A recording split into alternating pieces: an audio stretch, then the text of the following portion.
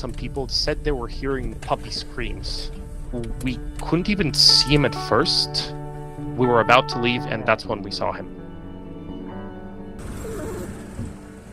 Initially, he was very scared. He was shaking, and it was evident that he was not okay. We were very happy that he was alive, but he was in a very bad state. Most of his body was covered in dirt. He was severely dehydrated and didn't have any food. Most likely, he wouldn't have survived a week or so. We approached him very slowly, and we gave him food. Seeing that he was responsive and wanted to eat, this put a smile on our faces, and we knew that he wants to live, that he's going to be okay. Once we got him in the car, we gave him water. This is the first time that I would assume he's in a car. He doesn't know what's going on. He continued to shake, but after about 2.5 hours, he was just so tired that his eyes just shut. He literally fell asleep in our laps. It made us feel very good just to see that he could close his eyes and rest. He probably understood that we meant no harm, and we just want to help him.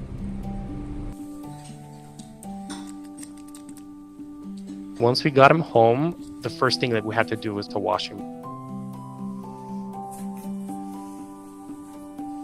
This took a lot of time. He was one of the dirtiest puppies that we had, but he actually behaved very well.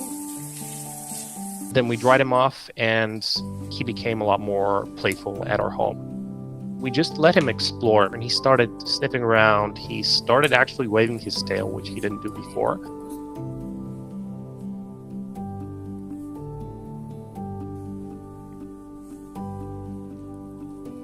The vet went well. He was completely different from the day that we found him. He was curious. There was no fear of the vet.